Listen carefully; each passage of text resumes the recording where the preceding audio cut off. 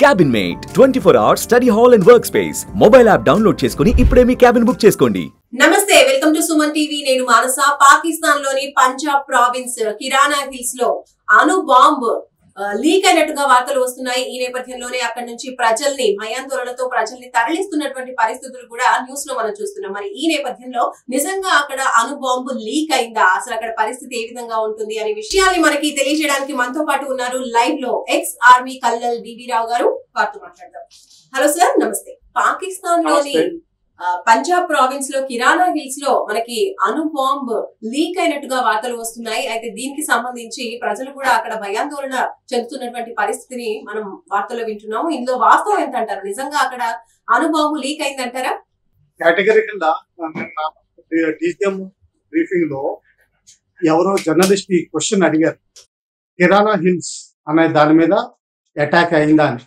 దానికి DG air apps ఆయన ఇచ్చిన సమాధానం, అసలు కిరానా హిల్స్ అంటే మాకేమో తెలీదు, అలాగే మేమేమి అటాక్ చేయలేదు, మా టార్గెట్ లిస్ట్ లో లేనే లేదు. ఇది చాలా క్లియర్ తో చెప్పారు. కానీ ఒకటి గుర్తించాల్సిన విషయం ఏంటంటే, ఈ కిరానా హిల్స్ అన్నది సివిల్ జర్నలిస్టులు ఏదైతే పదం వాడుతున్నారో ఇది చాలా నూర్ బేస్, అంటే Rawalpindi Islamabad airport, military airport, అక్కడికి చాలా దగ్గరలో ఉన్నాయి. సో బహుశా కొంచెం ప్రెషర్ ఫీల్ అయి ఉండొచ్చు. యుఎస్ఏ ఎనర్జీ డిపార్ట్మెంట్ నుంచి ఒక aeroplane with on board radiation detection equipment అక్కడ తిరుగుతుందని, కొంచెం రేడియేషన్ డిటెక్ట్ చేసిందని కూడా రిపోర్ట్స్ వచ్చింది. అలాగే ఆ సమయంలో ఎప్పుడైతే మన ఎయిర్ అటాక్ జరిగిందో, మిసైల్ అటాక్ జరిగిందో, అక్కడ ఆ టైంలో 4.5 ఎర్త్క్వేక్ వచ్చిందని చాలా రిపోర్ట్స్ వచ్చినాయి. కానీ మిగతా సెస్మాలజీ అంటే ఏంటంటే, జనరల్ గా మన ఇండియన్ సబ్ కాంటినెంట్ లో జరిగే ఎర్త్క్వేక్స్ కి చాలా వైడ్ ఏరియా ఉంటుందండి. అది ఇరాన్, ఆఫ్ఘనిస్తాన్, పాకిస్తాన్, మన ఇండియా కూడా చాలా వరకు generally by and large touch చేస్తుంది.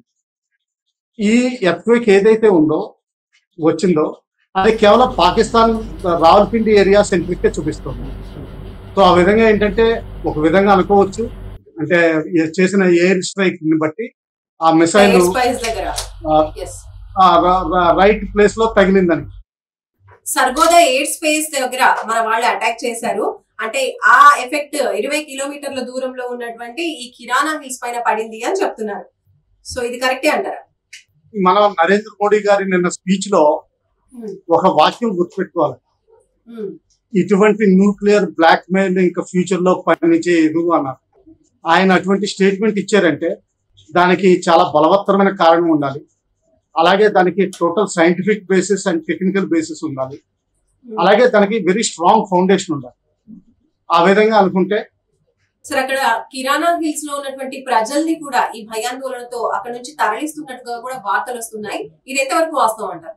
చాలా పాపులేషన్ అక్కడి నుంచి కదులుతున్నట్టు కూడా రిపోర్ట్స్ వస్తున్నాయండి. కరెక్టే, అది ట్విట్టర్ లో కూడా వస్తుంది. కానీ ఇది ప్యానిక్ వల్ల కూడా అవ్వచ్చు. ఒక ఏదైనా సరే ఇటువంటి రిపోర్ట్స్ వచ్చినప్పుడు ఆ ఏరియాలో ప్యానిక్ జనరేషన్ అవుతుందని, అది ప్యానిక్ కూడా అయి ఉండదు.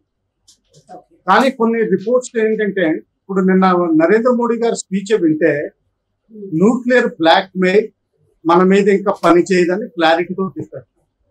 ఆయన క్లారిటీతో చెప్పారంటే చాలా టెక్నికల్ బేసిస్ ఉండాలి, చాలా డీప్ ఫౌండేషన్ ఉండాలి. ఆ విధంగా ఆలోచిస్తే ఒక విధంగా మన మిసైల్స్ అక్కడున్న nuclear storage facility Jacobabad, Bahawalpur, తర్వాత ఇస్లామాబాద్, అదే రావల్పిండి, నూర్ బేస్ ఇక్కడ హిట్ చేసినట్టే లెక్క పెట్టుకోవచ్చు. Right precision target, deep penetrating విధంగా మనం వాడినట్టు అనుకోవచ్చు. అఫీషియల్ కన్ఫర్మేషన్ వచ్చేంత వరకు మనం వేచి చూడాల్సింది. కిరానా హిల్స్ లో అణు బాంబు లీక్ అవడంతో పాటు అక్కడ ఎక్కువగా అణు బాంబుల నిల్వ ఉంచడం, అణు బాంబు స్థావరం అక్కడ ఏర్పాటు చేసింది పాకిస్తాన్ అని కూడా అంటున్నారు. సో ఈ వార్తల్లో వాస్తవం ఎంత అంటారు? యాక్చువల్ గా కిరానా హిల్స్ అన్నది మన మిలిటరీ పార్లెన్స్ లో, మన మ్యాప్స్ లో లేదని, దాన్ని వేరు పదాలతో వాడతారు. ఇది అక్కడ లోకల్ టెర్మినాలజీలో కిరానా హిల్స్ అన్న పేరు తీసుకొచ్చారు. పంజాబ్ ప్రావిన్స్ రావల్పిండి అనొచ్చు. రావల్పిండికి దగ్గరలో 15 కిలోమీటర్స్ రేడియస్ లో అనుకోవచ్చు.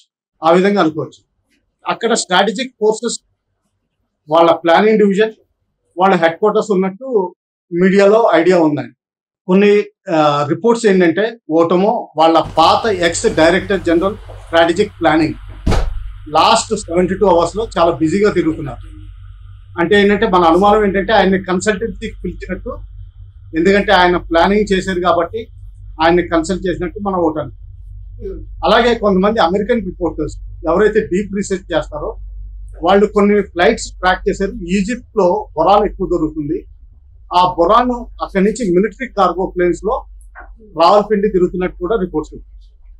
ఇంకా మూడోది అంటారా, అమెరికన్ ఎనర్జీ ఉన్న ఒక air craft with on board radiation equipment testing equipment ఉన్నది, అది ఆ ఏరియాలో తిరుగుతున్నట్టు కూడా రిపోర్ట్ వస్తుంది.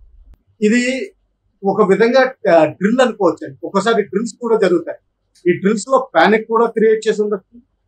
కానీ మన నరేంద్ర మోడీ గారి స్పీచ్ లో ఉన్న దాన్ని ఐడెంటిఫై చేస్తే ఆయన చాలా టెక్నికల్ గా చెప్పినట్టున్నారు. బహుశా మనకి కొంచెం క్యాజువల్ గా అనిపించినా గానీ అదేంటంటే మనం పాకిస్తాన్ న్యూక్లియర్ భూమి మన ముందర పని చేయదు అని స్పష్టంగా చెప్పారు. అంటే ఏంటంటే మన టెక్నికల్ ఫౌండేషన్ ఉందనుకోవాలి. ఆ విధంగా సర్గోడా తర్వాత బహావల్పూర్ వీటిని అటాక్ చేయడం, జకోబాబాద్ వీటిని అటాక్ చేయడం వల్ల అది కరెక్ట్ అనుకోవచ్చు. ఫైనల్ గా మీరు చెప్పండి, ఇప్పుడు ఆపరేషన్ సింధూర్ మనం స్టార్ట్ చేసాము, మరి అది కొనసాగుతుందా లేదంటే సీజ్ ఫైర్ కంటిన్యూ అవుతుందా, ఎలా ఉంటుంది పరిస్థితి? ఆపరేషన్ కంటిన్యూ అవుతుంది. సీజ్ ఫైర్ అన్నది యాక్చువల్ గా ఈ టైంలో మనం జనరిక్ గా వాడుతున్నాం, కానీ ఇది ఒక రాంగ్ టర్మినాలజీ. యాక్చువల్లీ యుద్ధ విరామం వాళ్ళు కోరారు కాబట్టి యుద్ధ విరామం, అదర్వైజ్ ఆపరేషన్ ప్రస్తుతం జరుగుతుంది. జస్ట్ విరామం మాత్రమే తీసుకున్నారు. yes right sir, thank you so much.